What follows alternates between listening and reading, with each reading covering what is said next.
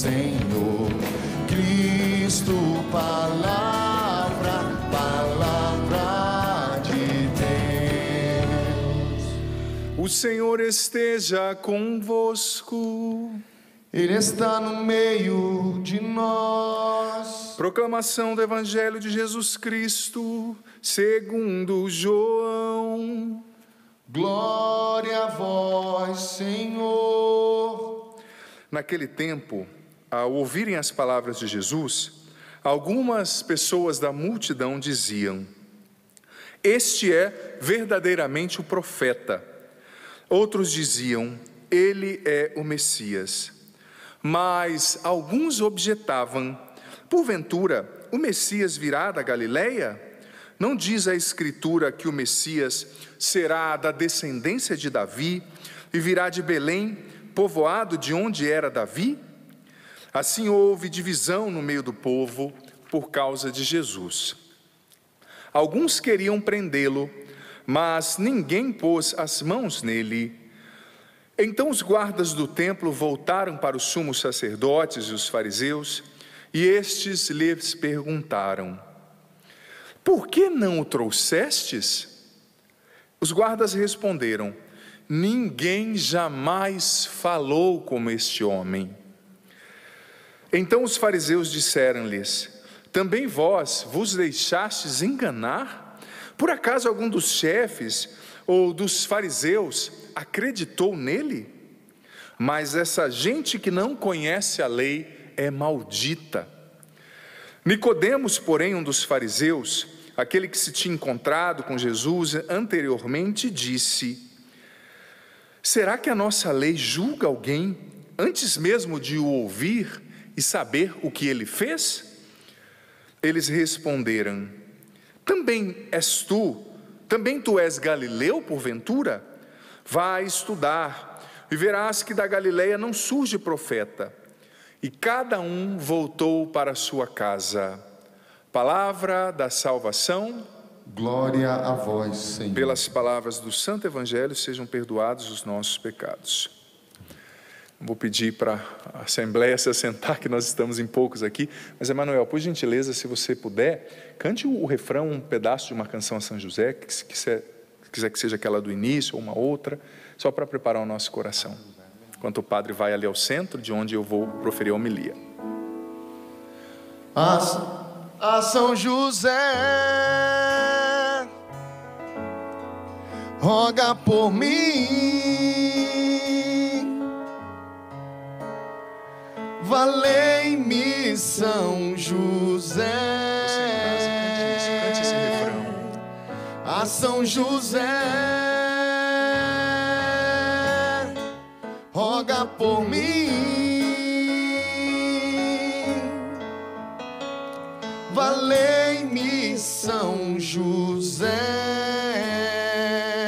Santo homem de Deus, Santo homem de Deus, quero ser santo assim, não temer nem lamentar o que ficou para trás. Na justiça quero andar e ser puro no amar. Está pronto para partir e o menino Deus salvar. A São José, roga por mim. Valei-me, São José. A São José, roga por mim. Valei-me, São José. Por intercessão de São José, Senhor, nos dê a graça de ouvir essa palavra com atenção e que ela finque raízes dentro de nós, nos leve à conversão, nos leve à revisão de vida, nos leve à transformação interior. Em nome do Pai, do Filho, do Espírito Santo. Amém. Por gentileza, Júlio, pode segurar para mim uma sequência de acordes, se for possível. Veja bem, nós estamos no acampamento de São José. Você vê que o padre está de roxo. Fiz a opção de presidir a missa própria do tempo da quaresma, porque a quaresma é um tempo forte, um tempo que evoca realidades muito precisas, né, na liturgia. Então a gente não é muito comum fazer missa votiva na quaresma, né? Mas por isso que eu não estou celebrando a missa votiva São José, mas a missa do dia, mas com essa intenção de refletir sobre São José, né? De aprender com ele, de olhar para o exemplo dele, e está quentinho na nossa memória. Ontem, com a graça de Deus, nós celebramos a solenidade de São José, esposo de Maria e patrono, padroeiro, guardião universal da igreja. Esse título foi proclamado, como o padre já disse, por Pio IX, não é? No final do século XIX, e se criou uma tradição muito bonita, de tempos em tempos, né? Se eu não me engano, de cada 10 anos, ou um pouquinho, acho que é de 10 em 10 anos, ou um pouquinho mais, um Papa lança uma encíclica comemorando essa primeira encíclica, essa primeira bula, uma encíclica, uma carta, né, falando de São José. Nós temos a Quunquam Puris, do Leão XIII, por exemplo, a Redentores Custos, de São João Paulo II, a Patris Corde, que é a do Francisco, né, do Papa Francisco, falando sobre a figura de São José. Então, cada vez mais a igreja está entendendo, né? Aliás, sempre entendeu, mas está dando um relevo a essa figura belíssima que é de São José, com quem a gente pode e deve aprender muito. Veja bem, repito o que eu falei no início. Se Deus confiou seus 2 maiores tesouros nessa terra, o seu Filho Jesus, feito homem, e a Virgem Maria, que tem o ventre puríssimo que gerou Jesus, né? A José, se Deus confiou a ele, melhor dizendo, Maria e Jesus, tenha certeza que Deus, antes de fazer isso, fez uma análise profunda e viu que esse homem tinha o seu coração alinhado em tudo com o coração de Deus, né? Tinha no seu coração as virtudes necessárias, a hombridade necessária, a virilidade necessária para educar o Filho de Deus. E veja bem, hoje, não obstante as mulheres que nos acompanham, né, continuem aí atentas na sintonia, você em casa, as mulheres aqui, mas eu quero falar bastante com os homens também, porque São José evoca muitas coisas que nós homens precisamos viver, sabe? Eu escrevi há pouco tempo um livro chamado Curar e Restaurar o Masculino, um livro de cura profunda, interior para os homens, através do qual ele me forçou a fazer algumas pesquisas, sabe? É interessante, o bom de você dar algo para Deus, se esforçar para fazer algo por Deus, é que você sempre dá, se desgasta ali, mas você sai devendo para Deus, porque o maior beneficiado é você, né? Estudando para fazer esse livro, eu descobri coisas fantásticas sobre a masculinidade, sobre São José, e sobre o que a Bíblia diz a respeito do que é ser homem, tá? Então você é homem, esteja atento, você é mulher também, né? Porque todos nós precisamos crescer, todos nós precisamos ser santos, todos nós precisamos superar as nossas fragilidades, os medos, as angústias. Mas antes de adentrar no exemplo de São José, eu quero trazer algum aspecto desse evangelho, que é muito profundo também, muito significativo. É interessante, né? Às vezes a gente pensa em Jesus como aquele promotor da paz, né? E Jesus é mesmo, né? Ele tem uma paz para nos dar, que nada e nem ninguém pode roubar. É ou não é verdade, né? Jesus, o Senhor, tem uma paz para oferecer, filho, filha, para mim e para você, ainda que nós estejamos no meio da guerra, ainda que nós estejamos no meio da tempestade, ainda que nós estejamos no meio da ventania, do deserto, se nós caminhamos com Jesus, nós temos uma paz que vem de dentro. Mas entender Jesus como doador da paz não significa que essa paz seja uma ausência de conflitos, de dificuldades. Não, o Evangelho está mostrando que Jesus não era uma unanimidade. Você percebeu? Ele estava ali, uns falaram, reconheceram, nossa, tu és o profeta que deveria vir. Outros falaram, tu és o Messias. Outros disseram, não, ele não é nada disso, não, ele veio de Nazaré. De Nazaré não vem profeta, não tem Messias. Jesus, onde ele chega, ele leva, ele porta, ele traz consigo alguma espécie de divisão. Entenda bem o que eu estou dizendo. Deus, o Espírito Santo nos leva a promover a comunhão. Mas onde Jesus está, acontece um tipo de divisão. Por quê? Porque como o profeta Zacarias disse para Nossa Senhora no templo, esse menino vai ser causa de divisão, de queda e de soerguimento para muitos, porque através dele serão revelados os pensamentos de muitos corações. Por que Jesus causa divisão? Porque diante da verdade que é ele, feito pessoa, feito carne, se revelam os pensamentos do coração. Se revela quem aceita Jesus e quem não aceita. Você já percebeu? Por exemplo, quando você começa a viver a sua fé com radicalidade, quem não quer viver a fé, começa a se incomodar. E muitas vezes começa até a perseguir quem está querendo viver a fé. Não, você é muito fanático, não precisa rezar, não precisa obedecer assim a Bíblia também, né? Um livrinho de história, não. É preciso obedecer. Mas acontece essa divisão, às vezes dentro do mesmo grupo de amigos. Uma pessoa vive a conversão, né? Tem um encontro pessoal com Jesus e os outros começam a perseguir, a atacar. Por quê? Porque aquela pessoa fez uma opção radical por Jesus. E nisso está a decisão. Porque o Senhor, diante do Senhor, ninguém fica imparcial. Sabe? Você pode até fingir que é cristão, mas chega num momento que você tem que fazer uma escolha. E aí começa a divisão. Então, Jesus gerou ali uma divisão. Ele não era unanimidade, sabe? Jesus não foi aceito por todo mundo. E vamos entender um pouco ali, né, se eu posso usar esse termo, a fenomenologia da divisão, né? Usando um termo difícil, filosófico. Vamos ver como manifesta-se, né, esse fenômeno que é a divisão. Como que isso acontece? Em primeiro lugar, muitas vezes as brigas, as confusões, elas acontecem por falta de conhecimento, por julgamento, por preconceito. Por quê? Aqueles homens ali que estavam, e aquelas mulheres que estavam não aceitando Jesus, estavam fazendo isso por causa de um boato. Eles desconheciam a verdade. Não, ele não é o Messias, porque ele não é de Belém. O Messias é de Belém e ele cresceu em Nazaré. Gente, mas Jesus era de Belém e de Nazaré. Jesus havia nascido em Belém, sabe? E depois se mudou. Depois foi para o Egito e depois com seu pai e sua mãe voltou para Nazaré. Eu expliquei isso essa semana numa pregação que eu fiz num dos nossos programas. Repito novamente, torno a dizer, melhor dizendo, que na época do rei Herodes o Grande, quando Jesus estava para nascer, um pouquinho antes ainda, né? O rei Herodes o Grande, quem conhece a história sabe disso, ele era um rei ilegítimo, ele não tinha sangue real. Ele era de um outro povo, nem judeu o bendito era. Então os judeus o odiavam. Por quê? Porque ele tinha casado com uma princesa que tinha sangue real. Ela sim, teve filhos com essa princesa. Mas ele não tinha sangue real e ele não era judeu. Só que ele era tão paranoico que, com medo dos filhos dele roubarem o trono dele, porque os filhos sim tinham o sangue da princesa, então tinham sangue real. Ele não. Ele mandou matar os próprios filhos e a própria primeira esposa. Herodes o Grande mandou matar. Então, Herodes tinha um medo muito grande de perder o trono e um sentimento de inferioridade por causa das suas raízes.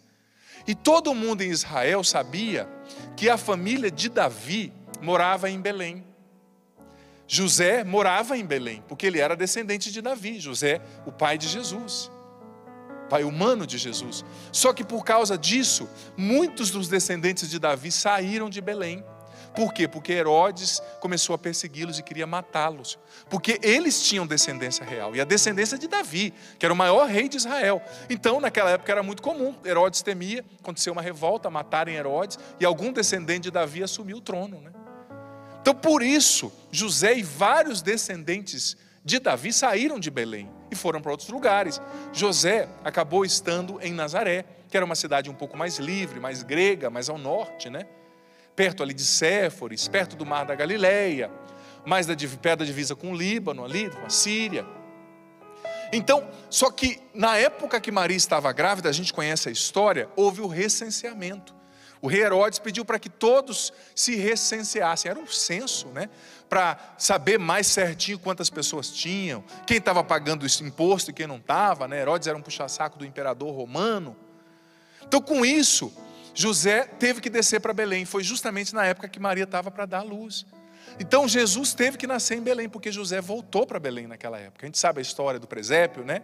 Jesus nascendo na estrebaria, naquele presépio, no bercinho ali, coberto por feno.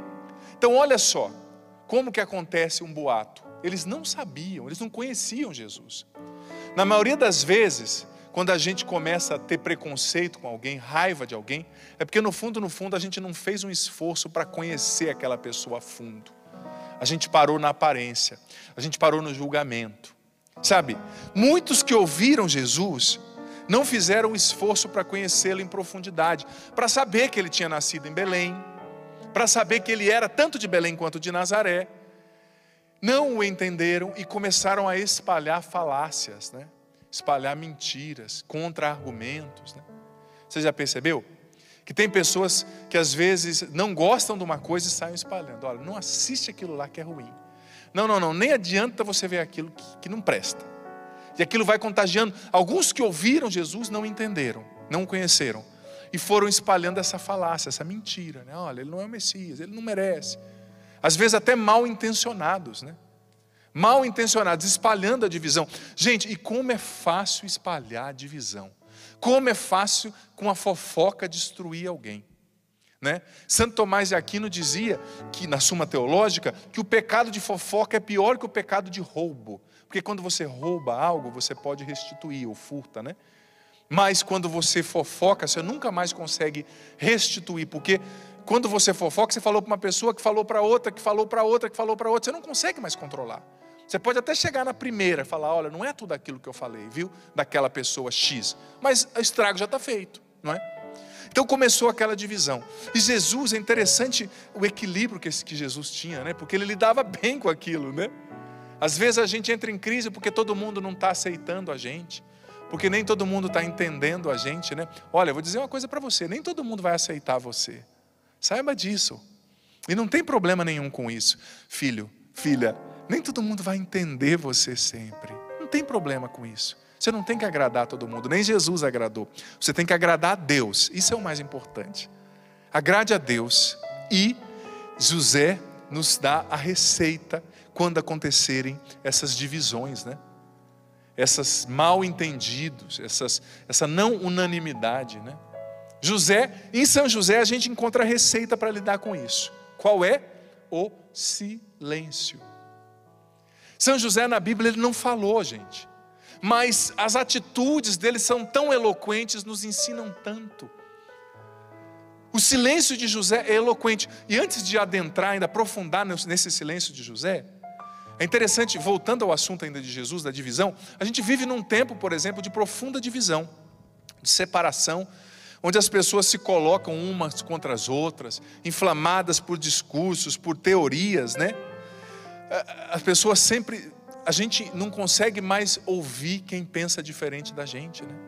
Nós estamos num tempo que é assim, se pensa diferente de mim é meu inimigo, mas não tem que ser assim.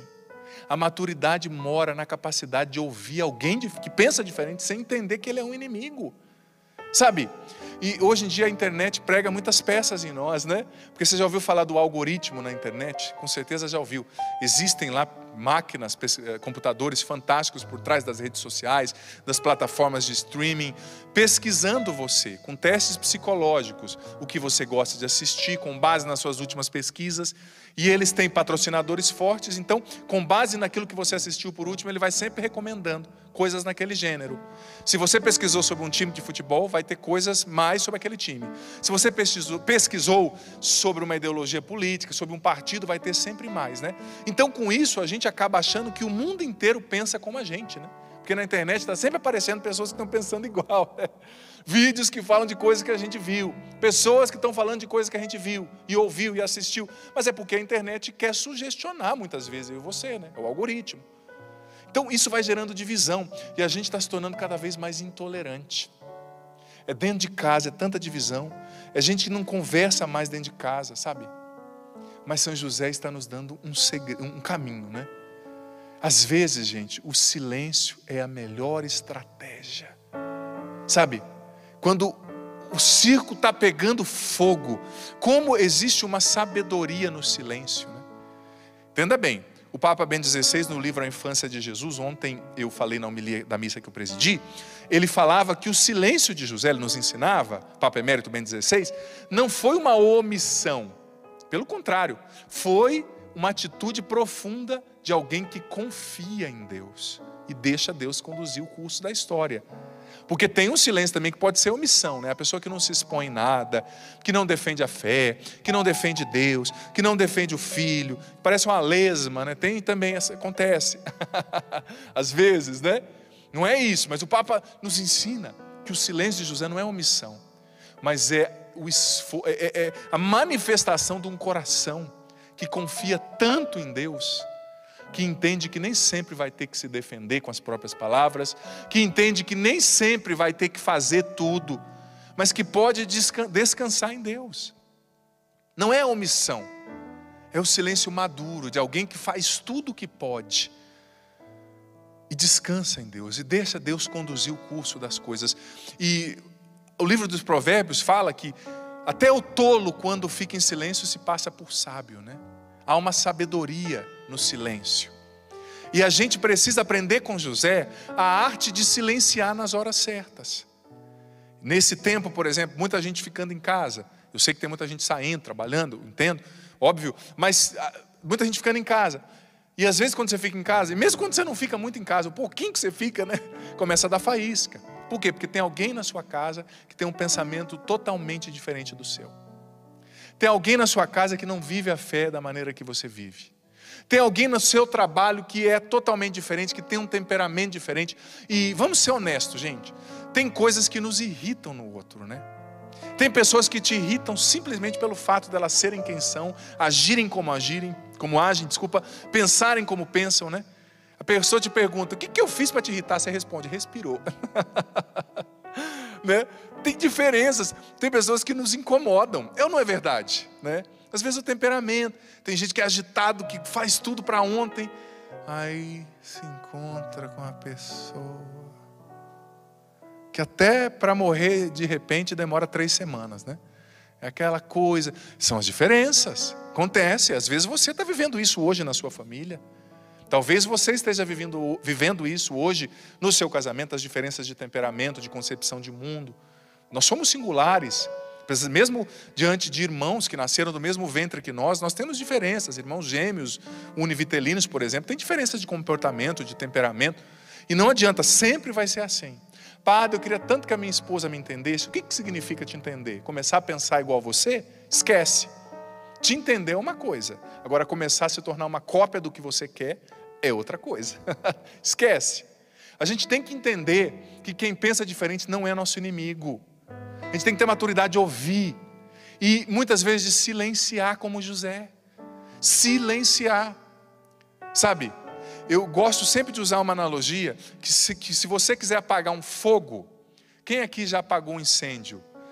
Tem um brigadista dos bombeiros aqui, né, nessa igreja, que é o Fagner, que canta também aqui com a gente. É isso, né, filho? Você é brigadista, né?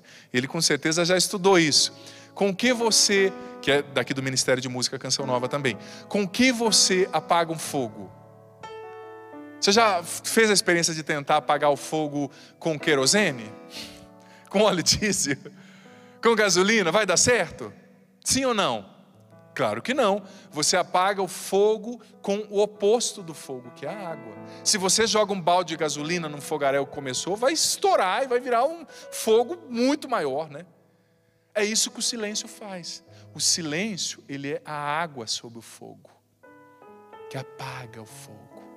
Agora, quando você chega na tua casa, o fogo está queimando, ou seja, sua esposa está brava, está falando, está brigando.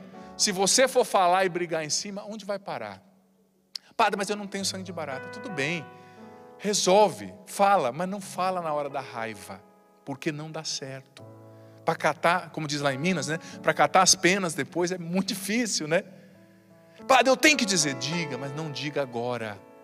Silencia. Quando você silencia, você mata o seu orgulho de fome. Porque o orgulho, a soberba se alimenta dessas palavras que a gente quer dar o troco, sabe? A gente quer falar, a gente quer mostrar o nosso valor. Seja humilde como José. Quando está pegando fogo, não jogue a gasolina das palavras orgulhosas, soberbas, que machucam. Ao contrário, jogue a água do silêncio. Silencia. Talvez é isso que Deus está te pedindo hoje na sua casa, filho, filha. Nos seus relacionamentos, no seu relacionamento que talvez começou há tão pouco tempo. Você está falando demais, não percebeu? Fala menos. Escuta mais. Escute mais. Como dizia o Papa Bento XVI, o silêncio de São José não é omissão, é sabedoria. É sabedoria de quem aprendeu a confiar inteiramente em Deus. É sabedoria de quem entendeu que não são as minhas palavras que vão abrir os caminhos e resolver os problemas. Às vezes, entenda bem, a gente vai precisar falar, a gente vai precisar chegar, conversar, resolver, mas às vezes você vai ter que silenciar e rezar. Porque quando você fala, você age. Quando você silencia e reza, Deus age. Você dá espaço para Deus agir. É preciso em alguns momentos falar, mas em outros é preciso recuar. Às vezes na vida, o cinegrafista que está mais perto pode filmar aqui, se tiver mais o terceiro aqui, não sei se vai dar, mas às vezes na vida, eu queria fazer a imagem com o pé aqui, é preciso dar 2 passos para trás, para poder depois dar 4 para frente, sabe? São José nos ensina essa sabedoria. Vai ser fácil, viu, Valdir? Porque o pé do padre é grande. Às vezes você tem que dar 2 passos para trás no silêncio, para poder dar 4, 5, 6, 7 passos para frente.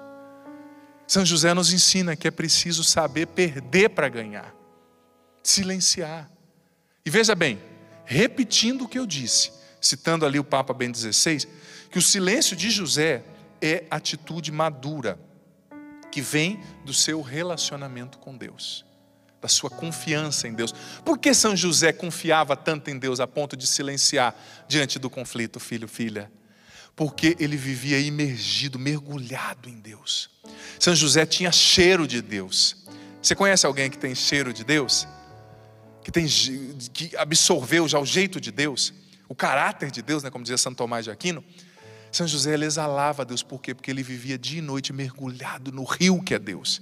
O Papa Bento XVI, ainda no livro A Infância de Jesus de Nazaré, disse o seguinte, e tomando por base ali o Salmo 1, né, o Papa refletindo sobre a infância de Jesus, sobre José, ele disse o seguinte: José é justo. Ele é justo porque ele é um homem que vive em intenso contato com Deus, com a palavra de Deus. A lei do Senhor se converte espontaneamente para ele em boa notícia, porque ele interpreta com uma atitude de abertura pessoal, cheio de amor a Deus.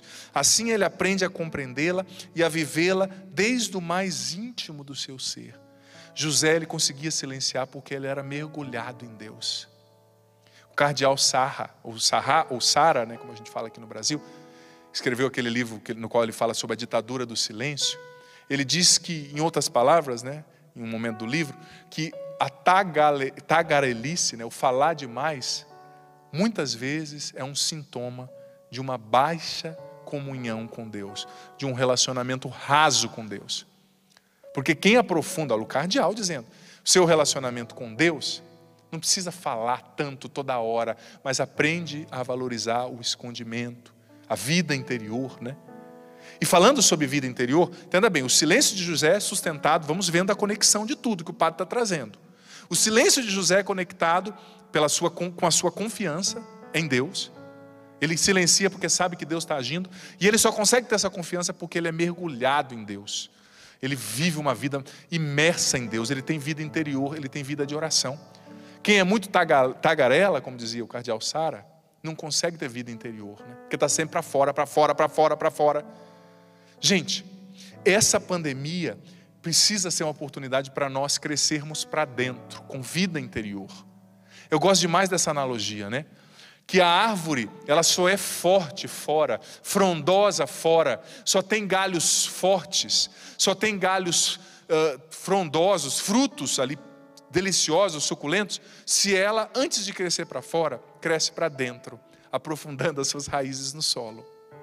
A árvore, eu gosto demais dessa analogia, que não é destruída pela força do vento, na tempestade, é aquela que tem raízes profundas, é aquela que cresceu para dentro do solo, aprofundando as suas raízes. Agora nós estamos num tempo no qual as árvores, as pessoas, só crescem para fora. Eu quero ter muitos seguidores, eu quero parecer cada vez estar mais bonito, ter o cabelo cada vez mais chique, ter o corpo, a aparência. Claro, é bonito cuidar da aparência, cuide também da aparência, por amor de Deus, mas não é só isso. Tantas pessoas ocas, por fora lindo, lindas, mas por dentro não tem nada, não tem raiz. Aí quando vem uma tempestade como essa que nós estamos vivendo, que é a pandemia, a gente vê como as pessoas muitas vezes não têm raiz.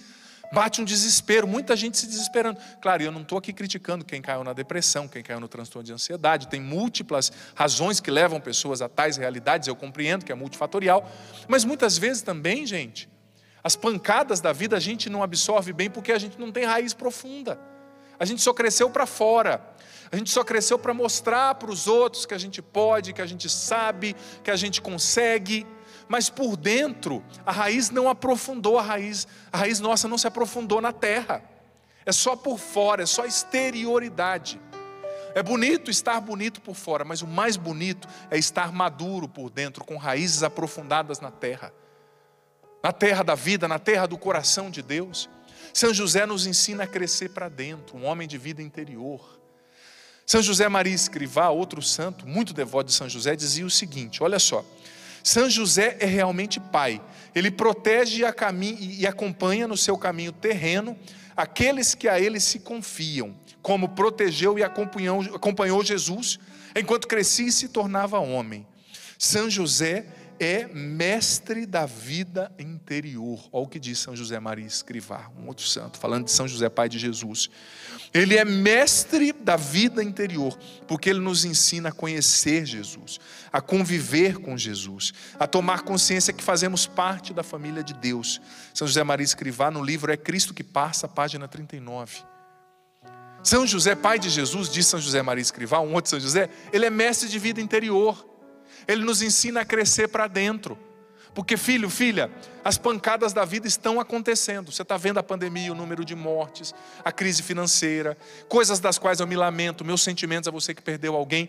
Mas eu digo para você, agora não é tempo de deixar a peteca cair, é tempo de ser forte, é tempo de aguentar firme, é tempo de olhar para Deus e continuar de pé lutando, sem perder a esperança, sem ceder ao desespero. É tempo de aprofundar as raízes em Deus, é tempo de crescer para dentro, é tempo de vida interior, como São José nos ensina.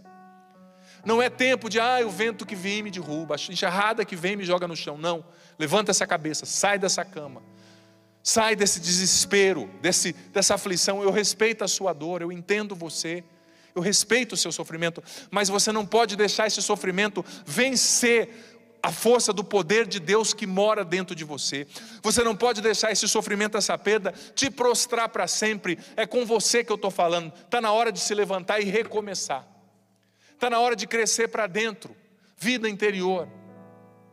Padre, mas ninguém me entende. Uma ótima oportunidade para você crescer em vida interior. Se ninguém te entende, Deus sempre te entende. Cresça para dentro, cresça partilhando o que ninguém entende com Ele, cresça rezando mais. Nós estamos na quaresma, sabe, quanta gente reclamando, mas não pega uma sexta-feira para fazer a via sacra, para rezar em casa a via sacra. Tanta gente falando, revoltada porque a igreja está fechada. Aí você pergunta para a pessoa, você ia à igreja? Não tinha tempo. Então por que está reclamando que a igreja está fechada? Claro, muita gente que era fiel, que participava, mas muita gente também que não era. Que como esses homens do evangelho estão criticando o que não conhecem, sabe? Critica as coisas da igreja. Você é católico? Não. Você participa? Não. Então por que você está criticando? Você não conhece, não é? Mas José, voltando ao assunto, nos ensina a crescer para dentro. E sabe outro aspecto que eu quero colocar aqui sobre São José? Além de ser um homem do silêncio, um homem da confiança, um homem da vida interior, da comunhão, do mergulho em Deus, né, constante. São José também, preste atenção, os meus irmãos homens que estão aqui, ele foi, que nos acompanham em casa, ele foi alguém que soube, melhor dizendo, exemplificar, concretizar com maestria a missão do homem segundo a Sagrada Escritura. No meu livro Curar e Restaurar o Masculino, eu coloquei os 4 princípios bíblicos de masculinidade, ou seja, as 4 linhas gerais do que a Bíblia diz acerca do que é ser homem, do que é ser masculino, viril. E o 4º princípio de masculinidade é a missão de guardar. Todo homem foi criado por Deus para guardar. E essa palavra guardar é muito forte, esse verbo, né? Está lá em Gênesis, capítulo 2, versículo 15. O autor sagrado de Gênesis diz o seguinte: quando Deus colocou o primeiro homem no jardim, Adão, Deus disse para o primeiro homem: te coloco no jardim com a missão de cultivar e guardar. Cultivar é um outro princípio, não vou falar hoje, mas guardar, está lá. Deus disse ao primeiro homem, você precisa guardar o jardim. O que significa biblicamente guardar o jardim, filho, filha? Significa que aquele homem ali colocado, Adão, o primeiro homem, tinha a missão de proteger, se preciso, com a própria vida, tudo que estava naquele jardim. Ele tinha a missão de proteger, se preciso, com a própria vida, a sua esposa, que era Eva. Ele tinha a missão de guardar os seus filhos, guardar os frutos, o que ele não foi primeiramente capaz de fazer, inicialmente por causa da queda original, mas esse mandato, essa missão divina no coração do homem continua. Deus criou cada homem para ser um guardador, um protetor. Biblicamente o homem se realiza como homem quando ele realiza a missão de guardar, de proteger. E o homem é chamado a guardar, em primeiro lugar, a própria vida, guardar a própria alma, a própria salvação, né? Buscando Deus, evitando o pecado. O homem é chamado a guardar a sua família, os seus filhos, a sua esposa, até com a própria vida, se for o caso. Guardar significa, é mais amplo, né? Não é só no sentido que a gente entende no português. Esse verbo original no hebraico quer dizer proteger com a vida, cuidar com tudo que se é, não é? O homem é chamado a guardar. Você é casado, você é chamado a guardar o seu casamento. Ao que eu te pergunto, você tem guardado a sua esposa, o seu casamento? Você conversa com a sua esposa? Você escuta a sua esposa, homem? Você elogia a sua esposa? Você já teve a coragem de perguntar para a sua esposa se ela está feliz ao teu lado? Ou se ela está levando com a barriga? Porque você não é nem metade do que ela precisava que você fosse? Você já teve coragem de perguntar para a sua esposa se ela está feliz do seu lado? Afetivamente, sexualmente também?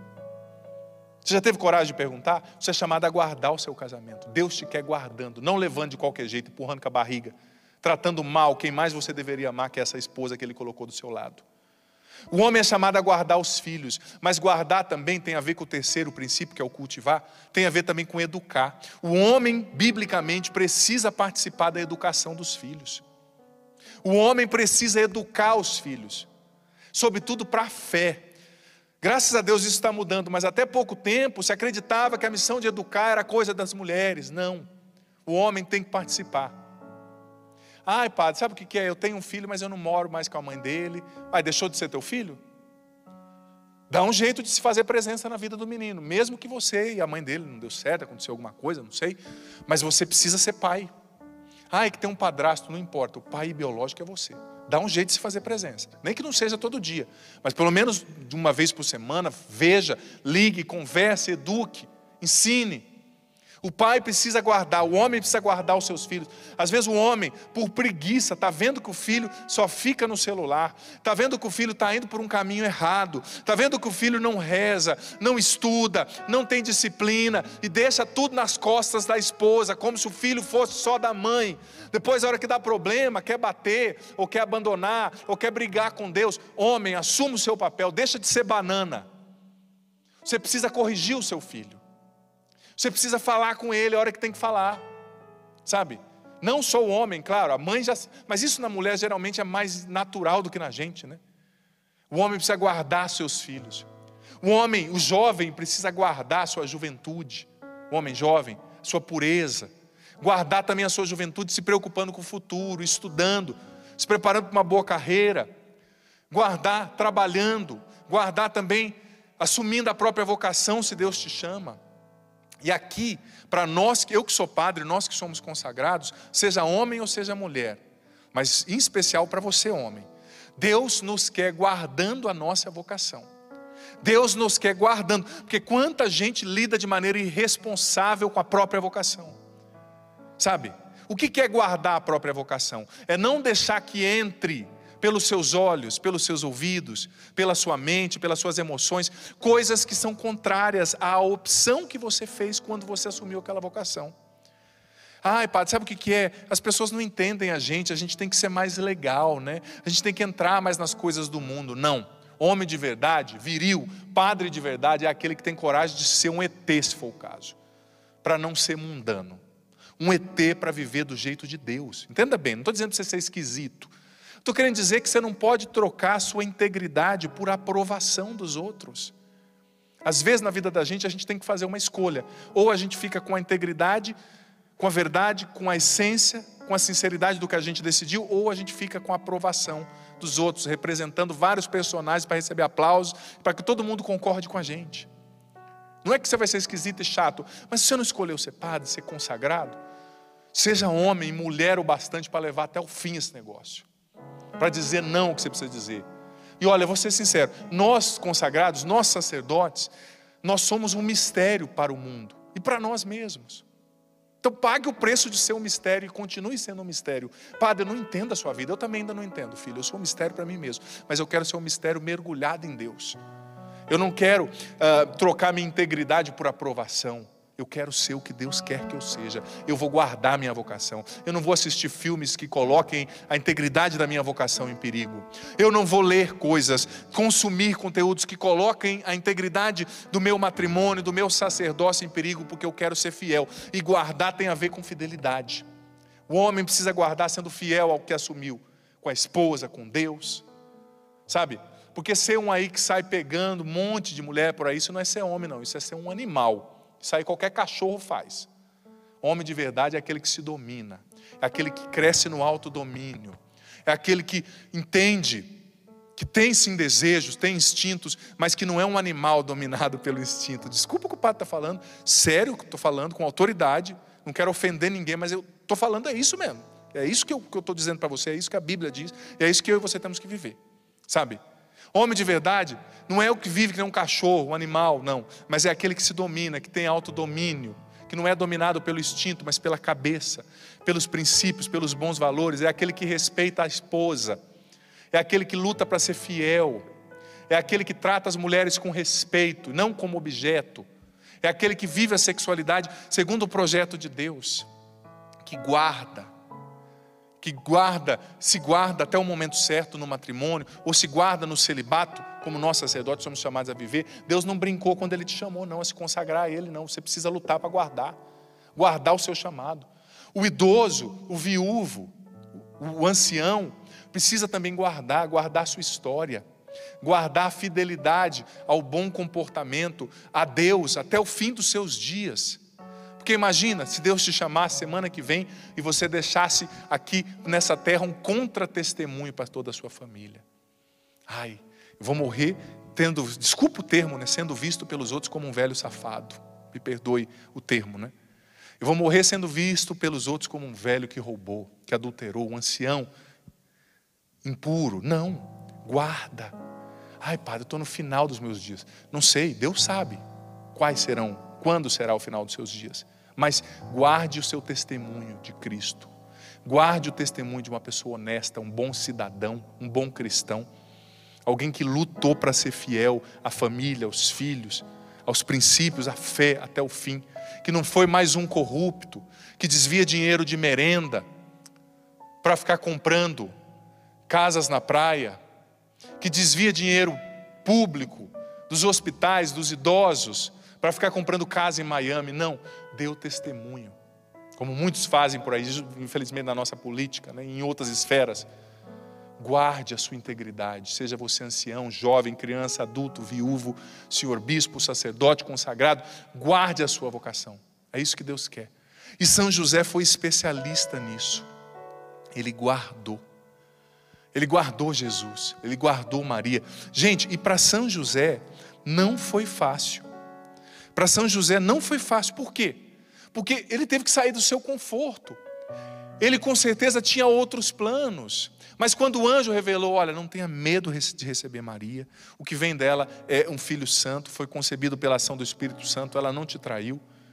O anjo disse para ele colocar nome no menino, né? Colocar nome na cultura judaica significava ter uma autoridade jurídica sobre a criança, né? É um termo do latim, putativo, é um termo até estranho para nós, né? Mas ele era o pai putativo, ou seja, o pai jurídico de Jesus, né? Até engraçado para nós, soa, mas vem do latim essa palavra. E José teve que se desinstalar para sair de Nazaré, para ir para Belém, para ter um filho com Maria ali, ver o seu filho nascendo no estábulo, para ir para o Egito, gente, a pé naquela época, quase 500 quilômetros andando no meio de um deserto. Não sei se José falava egípcio, talvez não falasse, teve que aprender a língua como imigrante num país estrangeiro, sabendo que o rei do seu próprio povo queria cortar a cabeça do seu filho recém-nascido. Imagina a tensão de José. Ele também sentiu a tensão que você, homem, sente. Ele também sentiu a tensão que você, pai de família, sente, tendo que trabalhar, tendo que conseguir alimento, conseguir dinheiro para pagar a escola, o plano de saúde, o aluguel, as coisas que os seus filhos precisam. José chegou lá no Egito com uma mão na frente e outra atrás, gente, tendo que procurar emprego. Vai saber se ele conseguiu um emprego similar ao que ele tinha em Nazaré. Talvez ele trabalhou em subemprego, ele era imigrante lá no Egito, né? Talvez ele não teve o amparo, ele não tinha família lá, mas ele fez tudo isso se sacrificando para guardar o seu filho, para guardar a sua esposa, para dar alimento para o seu filho. Eu sei como dói para você, pai, por exemplo, homem desempregado, que não pode comprar comida para a sua família. Eu sei como isso é humilhante, como isso dói, ver o seu filho pedir uma coisa e você não poder comprar. São José sentiu isso, mas São José fez o melhor. São José não deixou de lutar, ele não deixou a peteca cair. Talvez existiram dias nos quais lá no Egito eles não tiveram fartura, eles tiveram fome, eles não conseguiram comprar comida. Mas São José foi dando o melhor dele para guardar o seu filho, para guardar a sua vocação, para guardar a sua esposa, dia a dia, sabe? Foi dando o seu melhor. Ora ele contava com a providência divina, que providenciava em abundância, com fartura. Ora ele lidava com algum período de carestia, de ausência, mas sempre com fé em Deus, sempre lutando, trabalhando, dando o seu melhor e confiando em Deus, e lutando para ser honesto, para ser um bom pai, um bom esposo, para educar Jesus da melhor maneira. Eu pregava no programa nessa semana, como eu disse, e ensinava, falava que Jesus sabia ser Deus, mas ele teve que aprender a ser homem. Porque quando Jesus se encarnou, ele assumiu a nossa história, a nossa fragilidade humana em tudo menos no pecado. Então Jesus também teve que aprender a ser gente, e ele aprendeu muito com seu pai. Jesus, a gente vê nas pregações de Jesus traços das virtudes de José. Foi José que ensinou Jesus a trabalhar, José que ensinou Jesus a decidir, a tomar decisão, a ser firme. Decisão quer dizer dar cisão, né? Cortar, escolher um lado e deixar o outro. Foi com José que Jesus aprendeu a guardar a sua missão, né? Jesus guardou a sua missão até a cruz, sendo fiel até o derramamento do sangue, para obedecer o Pai, para nos salvar. Mas muito ele aprendeu com seu pai humano. Claro que o ser divino já estava nele, né? E Paulo diz na carta aos Filipenses que ele não fez disso uma presa a agarrar, ele não se gabou de ser Deus. Não, ele viveu a vida humana, ele aprendeu com José. Mas José deu seu sangue, seu suor e suas lágrimas para guardar. E esse é o chamado para mim e para você, homem. Não faz parte do nosso chamado como homens vivermos eternamente como meninões, como aqueles molecões que não assumem nada, sabe? Que não assumem as coisas, que está sempre delegando, que deixa tudo nas costas da esposa, que fica com 50, 60 anos dependendo do pai, da mãe, que não tem coragem para trabalhar, para ir à luta. Não faz parte da masculinidade bíblica. Aquilo que aquele psicólogo americano chamado Dan Keeley escreveu, aquele livro, Peter Pan Syndrome, Men Who Have Never Grown Up. A síndrome do Peter Pan, né? O homem que nunca quis crescer, né? Esse psicólogo escreveu esse livro já há um tempo atrás, falando da síndrome do Peter Pan, que é aquela adolescência tardia, né? O homem tem 40 anos e continua agindo como adolescente. Tem 50 anos e não assumiu responsabilidade. Tem 30 anos, tem 2 filhos, mas age como se fosse irmão dos filhos e não pai. Não trabalha, não vai à luta, deixa tudo nas costas da esposa. Síndrome de Peter Pan. É preciso romper com esse comportamento e ser como José, alguém que se responsabiliza, que assume as batalhas, que guarda. Eu ia falar, quero convidar você a ficar em pé, mas não tem quase ninguém aqui, né? O padre agora quer encerrar esse momento de reflexão fazendo uma breve oração aqui de consagração a São José. Nós infelizmente não temos nenhuma imagem aqui de São José, né, no santuário, infelizmente, mas não tem problema. Ele espiritualmente está intercedendo por nós. Então, se os irmãos puderem ficar em pé, eu quero convidar. Vamos fazer uma oração agora. Eu, como sacerdote, vou fazer a minha parte, consagrando a São José, né? O Brasil, as famílias, a saúde, a igreja, a minha vida. Eu quero também que você consagre. Entenda bem, José não é Deus, ele é o pai adotivo de Jesus, ele é um grande intercessor. Jesus o obedeceu e o honrou aqui na terra. Eu tenho certeza que lá no céu ele continua obedecendo seu pai, que pede, né, que intercede por nós, seu pai humano, que é José, né? Então, peçamos, consagremos-nos a São José. São José, nós temos aqui, obrigado, Emanuel. Pode filmar aqui a imagem que o Emanuel trouxe. Traz aqui, filho, por gentileza. Pode deixar aqui no altar. Pode, isso, não tem problema. Muito obrigado, Emanuel. Estava ali dentro? Que coisa boa. Elias já vai. Linda, linda. Muito obrigado, Emanuel. Isso, muito obrigado. Você em casa, o cinegrafista vai mostrar os detalhes dessa linda imagem. E nós não adoramos imagens, tá, gente? Você que acompanha. É uma lembrança só desse homem tão virtuoso, que Deus escolheu para guardar o seu filho. Se Deus o escolheu para guardar o seu filho, quem somos nós para não aceitar que Ele nos guarde também com a sua oração? Faça agora a sua oração, filho, filha. Faça agora a sua oração. Querido São José, castíssimo, Pai humano de Jesus, São José, nós consagramos a Ti nesse momento, pedindo a sua intercessão. Nós consagramos a Ti, São José, a nossa vida, a nossa saúde. Nesse tempo de pandemia, São José, nós consagramos a nossa família, a Ti, a Tua intercessão, os nossos bens. São José, eu consagro a Ti nesse momento, cada doente, cada enfermo, aqueles que estão na UTI.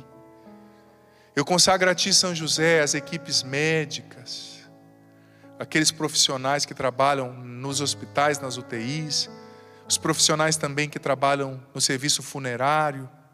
Eu consagro a Ti, São José, os motoristas de ambulância. Eu consagro a Ti, São José, os profissionais liberais que estão sofrendo tanto com essa pandemia, os desempregados. Eu consagro a Ti, São José, aqueles que estão na depressão, na ansiedade, nos vícios, na droga. Eu consagro a Ti, São José, os matrimônios, as nossas famílias, a igreja, o Brasil, os nossos líderes. Eu consagro a Ti, São José, a nossa família. Consagro a Ti a Canção Nova, o Monsenhor, a Luzia, o Eto, os conselheiros, os sacerdotes, os celibatários, os casais, os jovens, os idosos da Canção Nova, os idosos, aliás. Eu consagro a Ti, São José. Consagro a Ti tudo o que nós vivemos como nação, como mundo, essa pandemia. Interceda por nós. Eu consagro a Ti essa pessoa que está lutando contra o Covid-19, São José, que está em casa se recuperando com medo de piorar. Proteja-nos, São José, Tu que és o guardião universal da igreja, Tu que foste o guardião da família sagrada em Nazaré. Guarda-nos, São José, com a sua intercessão. Interceda por nós, São José, para que nós nos convertamos, para que nós adoremos cada vez mais a Jesus, para que nós amemos cada vez mais Jesus, São José. Interceda por nós, para que nós sejamos fiéis ao Teu Filho, como o Senhor foi. Interceda pelos seminaristas, pelos padres, para que nós sejamos santos. Interceda pelos homens, São José. Eu consagro a Ti todos os homens. Vai dizendo com as suas palavras, filho, filha. Vá fazendo a sua oração, não só assistindo. São José, eu consagro a Ti nós homens. Que nós sejamos como o Senhor, que nós guardemos a nossa vocação, a nossa família, a nossa integridade, a nossa fidelidade a Deus e aos nossos compromissos. Quantos homens, desculpe o termo, mas bananas nesse tempo, que tem medo de casar, tem medo de ser padre, que tem medo de ir para o seminário, que tem medo de ser pai. São José, interceda por nós para que nós sejamos homens de têmpera, homens fiéis, homens que guardam sem medo. Interceda por nós, São José, para que nós amemos, para que nós saibamos silenciar na hora certa, para que nós confiemos em Deus e vivamos mergulhados em Deus. Nós contamos com a sua proteção, São José. Proteja-nos, proteja a igreja, proteja o mundo nesse tempo tão difícil, de calamidade, de pandemia, de mortes, de desemprego. Interceda por nós, pelas nossas casas, e faz-nos pela Tua intercessão fiéis ao Teu Filho Jesus.